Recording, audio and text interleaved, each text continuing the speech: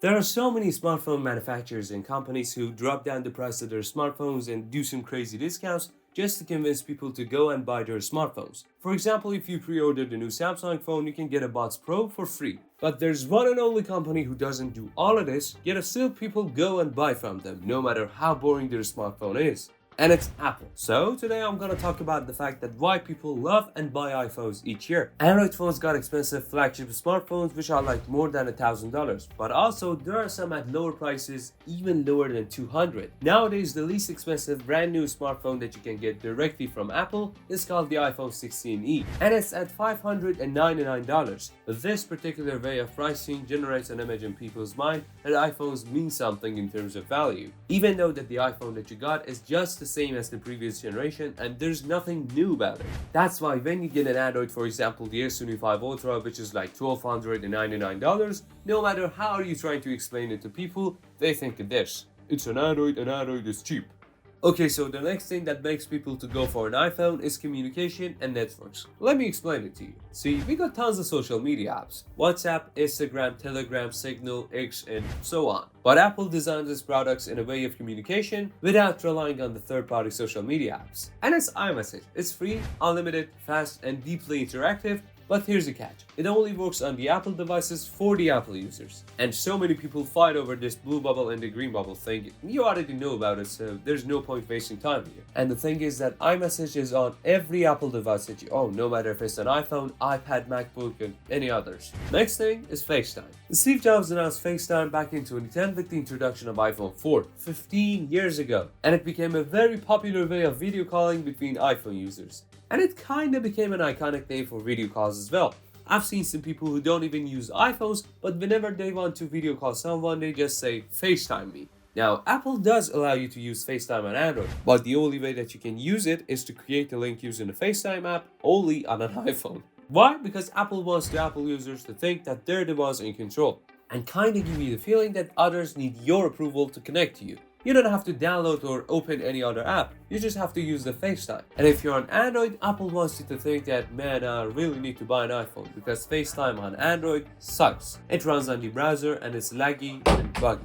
And the next one is AirDrop, the only convenient way of sending files from an iPhone to an iPhone, of course. Now, if you're the only one in your friends group who uses an Android, you're gonna have a hard time sharing files. But you know, other than the communications and networks, there's something which is very important. It's the marketing. See, the way that Apple advertises its devices is by using the other social media apps. And all they ever say in the ads is security. And it's kind of clever because, you know, the security on iPhones is no joke. Now, other than the security, iPhones, like I said, are more of an expensive devices. And the celebrities and the rich dudes who are big ones on social media usually buy an iPhone. And this again kinda generates an image on the follower's mind. Some of them who don't have an iPhone, not all of them, kinda get jealous and try to save as much money as they can just to buy a new iPhone. And those who already own an iPhone also feel a sense of pride and start thinking of upgrading when the new version come out. And the other thing which is kinda related to the marketing is branding. For example, if you live in USA and think of a smartphone, the one that comes to your mind is Apple and iPhone. Why? Because iPhone is the top seller in USA, and this branding thing is one of the main things that makes people to go for an iPhone over an Android. And the ones who usually can't pay the full price on purchase go for credits. And credits allow them to buy even more iPhone accessories by just paying for like $50 or $60 a month. And this kind of gives them a peace of mind because they can buy the latest and the greatest iPhone ever made by Apple at a price that they can afford. And this cycle goes on and on when the new versions come out. Okay, now the next thing is that Apple teases the features that the iPhones got. So the thing with the Android phones is that the companies are trying to add as much features as they can to the current smartphones, like a 185Hz display or a 200-300 megapixel camera. These big features that come to smartphones every year kinda rules the hype and the need for upgrade to the next generation. This situation exactly happened for the S24 and the S25 Ultra. These two devices basically look the same with some minor upgrades for the S25 Ultra. Now the exact situation happens for the iPhones as well. But like I said, what Apple does is that they tease the features that the iPhones already have and keep the upgrades in a much more subtle way. Like for example, we saw a 48 megapixel camera on the iPhone 14 Pro when the Android phones got it for like 4 or 5 years. So this way, Apple keeps the hype for the next generation for the Apple users and others. That's why that we haven't seen a 200 megapixel camera on an iPhone or a 120Hz display on a normal iPhone. Now I'm gonna argue about that. This is annoying as hell. But Apple has been teasing the promotion display from the iPhone 13 Pro up to now. But other than that, the performance upgrade from the previous generation is like 10-15%. It's not 2, 3, 4 times. That's because they're improving an iPhone which is already pretty fast, or upgrading a camera which already takes pretty good photos, or improving a user experience which is already pretty smooth. Now, I ain't gonna lie, the iOS 18 isn't smooth by any means, but, well, yeah. Now other companies are somehow trying to copy this strategy, because users usually plan for a safe upgrade rather than just to have a totally different phone. Because they want that good experience that they had to be better on their new phone.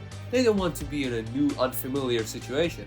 Now, apart from Apple's game, there's something that Apple has a huge bet on. It's the ecosystem. Since iPhones are mainly sold to those who are more wealthy than others, and they're more willing to pay for iPhones and other Apple products, the app developers make better apps and provide better support than Android, and the accessory manufacturers make high quality and more accessories for iPhones. So all these well-made and supported apps and the high-quality accessories, or the ones which are made by Apple themselves like the AirPods, the Apple Watch or the HomePod, are all baits to catch people to become Apple users. And the thing is that all the good Apple devices work flawlessly only if you own an iPhone. And the exact time that you start using your iPhone with all the Apple products, you'll notice the seamless experience that you got with these devices, and this makes you to appreciate the experience you got, and it keeps you in the ecosystem.